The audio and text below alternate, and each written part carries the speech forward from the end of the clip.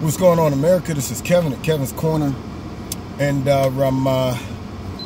it appears that Omarosa has resigned from the White House. Of course, according to the liberal media, she busted into the president's office, ripped off her weave, took her earrings out, and start waving her finger like this and was like, hold up, y'all better respect me up in this mug. I ain't leaving. Get off me, Secret Service. Get off me for real. Don't touch me. Don't touch me.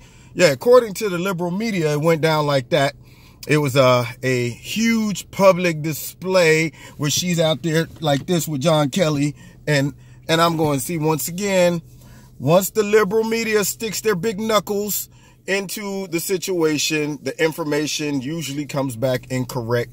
Just like they tried to say that Paul Ryan was throwing in the towel today, as soon as 2018 come, and that turned out to be false as well. And they wonder why we call them the fake news. But anyway, back to Omarosa. I happen to know her. She's from my hometown. I've met her. I've talked to her. I've been knowing her since high school. And unfortunately, for whatever reason, she decided to move on. So I'm watching the interview this morning, and, I think it was Michael Strahan I forget his name, the ex-football player. He's interviewing her, and he's asking her some deep questions, and one of the questions came up about how she perceived the relationship and the efforts that were being made to reach out to the black community. And she made some comments that kind of left it open-ended. It made it sound like that at some point after she leaves, she's going to probably come out with a book, or at least put herself out there for interviews to discuss what she meant by that. And I'm sure they are thirsty, because they're thinking, most likely, that she's going to come out and just dump all this dirty laundry out about the White House and their hidden agenda to exterminate the black race and kill all the Mexicans and blow up all the Muslims. I'm sure that's probably what they're thinking when she made her comment about some of the things that she witnessed in the White House. Now, I'm not going to be so naive to think that nothing went on in the White House to where maybe she disagreed with, and, it is what it is.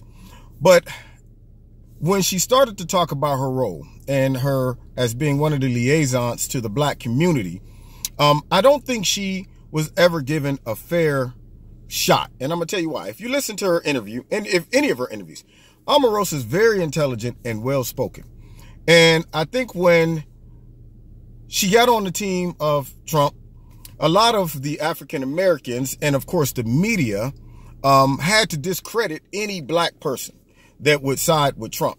They either throw him in the category of not being a real black person, or, it has to be something wrong with their moral compass, or they have to have some ulterior motive. It couldn't just be that you see that we have a president that's willing to do some things that could benefit the black community and you want to be a part of that. It couldn't be that. There got to be something else deeper, right?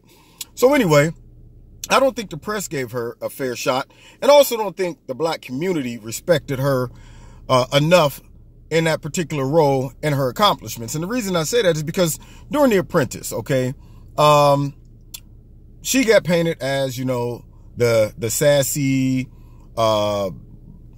woman who is cutthroat, always kind of in the mix, always, controversial, if you will.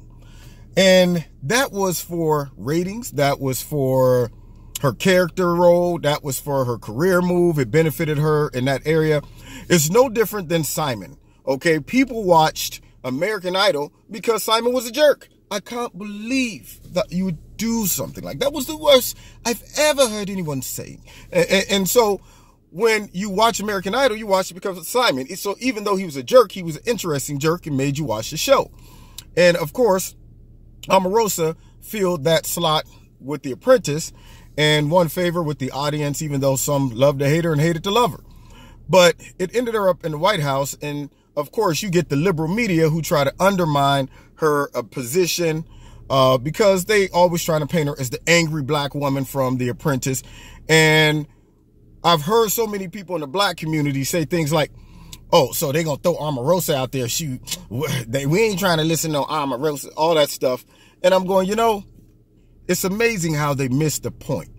And I'll get to that in a second. But also what was funny is the press inside of the press conference today with Sarah Huckabee chomping at the bit, trying to find out what happened.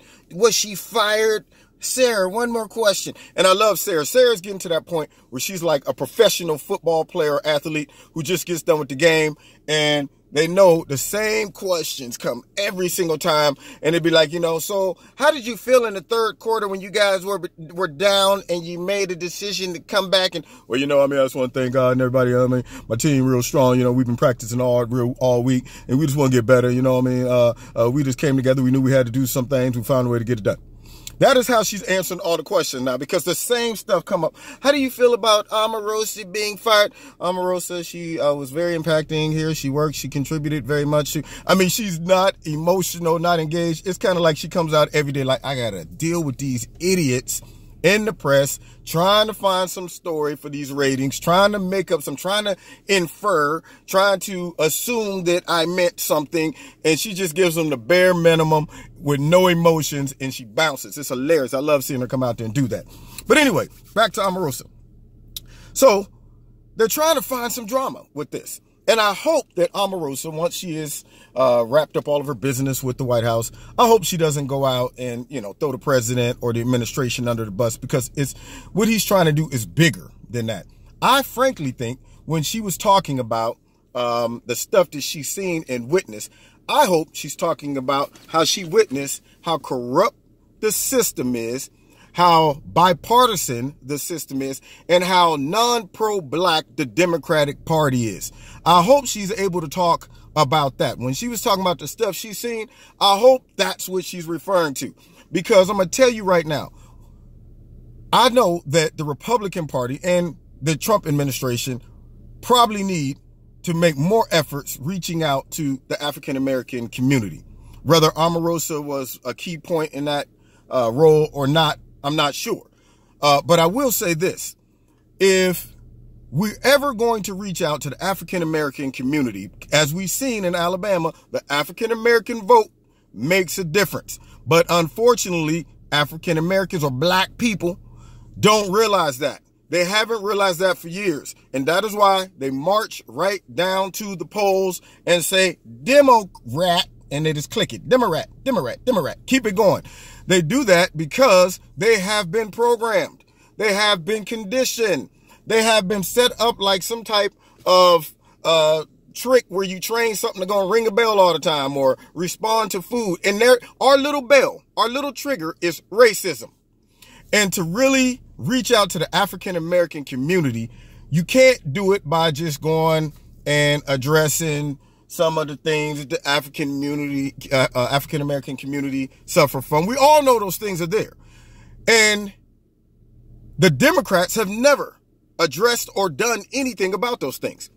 But what we really need to address is the deprogramming of black people concerning the Democrats being on their side and wearing the white hats. I'm here to tell every black person, the Democrats have been using you. See, this is how you know that you've been used. If, say, a guy's trying to get with you, and all the time, every time, he don't want to talk about what you do, what you like. He don't want to talk about where you came from. He don't want to talk about how you feel. Somehow, one key word comes up every time in the conversation: sex. He's like, yeah, so what you about to do? Well, I was going to this pottery class. I'm really into like art and stuff. Well, I was thinking maybe we can have sex. And you start to realize, wait a minute, the only thing this guy is on this guy's mind is sex. That's his agenda. It's the same thing with the Democrats. Anytime they're dealing with the African-American community, they always make sure that you feel like you are the victim. Somehow a key word comes up constantly: racism, racism, racism, racism. That should give you an indicator that, wait a minute, they are using trigger words that causes me to go down and punch that bell. Bing, Democrat, bing, Democrat, racism. Oh, racism? Well, forget all the issues, forget the data and the facts, forget logic. I'm going straight on emotions. Nobody should tolerate racism, especially us black people. Right on down there, ding. So when you see that being played, you realize that the only reason that they pander towards us, the only reason that they even come to the African-American communities and pop off all of that, yeah, you know what? We're here for you. We know your pain, you're suffering. And I'm talking about not just the White House. I'm talking about all of the Democrats, black, white, you name it. They all play the same game. White Democrats always bring up, and I'm talking about politicians, they always bring up black people are treated unfairly by the Republicans, and every Republican or anybody who's affiliated with the Republicans are racist. Black Democrats do the same thing constantly. They don't love you, man. All right, even though they black, don't make them down for the cause. And what's crazy is I will get black people who will jump on me about my political affiliation and say things like, you a lower than black person. You hate your own race. You hate your... I said, I am Republican or conservative because I love my race. And it's funny, the people who always say this have no idea. I will put my resume up against theirs any day when it comes to being involved in the black community. And when I throw that stuff out there, like, okay, since I'm a loathing black person and I hate my own race, and you are down with the cause, soul sister or soul brother, when is the last time you went and bought some kids who needed suits to get jobs? When's the last time you went and bought them some gear? When's the last time you went to people's homes to find out why kids weren't coming to school? When's the last time you organized groups for parents and students to come together and discuss family feuds and fighting and violence? And when's the last time you put a group of brothers or sisters in and had a big discussion about how to conduct themselves inside the neighborhood and outside the neighborhood, how to develop excellent speaking skills, social skills, coping mechanisms, conflict resolution? When's the last time you did that? All you do is sit on the internet and type in stuff. Donald Trump sucks. He hates all black. Did you hear what he said on Twitter?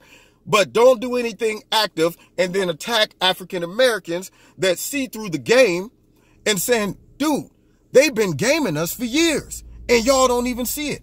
So for us to effectively reach out to the African American community, you have to start deprogramming them. I would launch a full-blown PR effort to expose the manipulating tactics that the Democrats have been using to pander towards the black community. And they need to use some black people to do that outreach that the community can relate to. I read the comments in the videos, and a lot of people, black, white, all kind of different races, say, you know what makes my channel appealing is because even though I can speak with the King's English, absolutely, I can speak with the King's English. I can go to Europe right now and sit down with the Queen and have a lovely cup of tea. I can do that. But I also can go right down the street on the block and say, what's up, my man? Give me some love. Give me some love. You good? You good? Huh? I can do all of that stuff, you know, and black people will see that and say, man, all of us don't have to relate to the Democratic Party based on these false accusations and fear tactics of racism. And the ones that are conservative or Republican, they all don't have to be like, hello. You like, what's up? I said, hello. All of them ain't like that. We got real live black Americans that grew up just like some of the people who think that, nah, man, all them black Republicans, they think they better than us. You know, you ever meet one of them people hypersensitive about everything, always the victim, always seeing something negative. You like, yo, man, guess what? I got some new sneakers today. So what, you think you better than me? You know, it ain't always got to be like that. Black people who are conservative, when it comes to the politics, they think with some logic and some reasoning. They're looking at the situation non-emotional, and they're able to see through the game of the Democrats, the dirty Dems, man. And that's what they have been doing. So the next time you, as an African-American or black person who is looking at candidates and you watching a debate or you watching the news and somebody's attacking Trump, start to pay attention to the key buzzwords that they always throw out when they deal with certain groups. If they're dealing with black people, Racism is our key word. Women, sexism. Okay? Latino, they're going to throw out stuff like anti-illegal immigration, which blows my mind because everybody should be anti-illegal immigration. So I'm wanting to just reach out and let people know that regardless of what happened with Omarosa and her decision to leave, it still makes me no difference. My thing is the White House and the Republican Party as a whole need to really start bussing up the game that the Democrats have been playing for years of nothing more than conditioning black people to think that they're victims, conditioning them to respond to trigger words like racism, and getting them to go vote without even considering the impact that their voting decision will have on their life, the community. They don't even want to know about the issues. It's just, I'm assuming that the Democratic candidate means me well.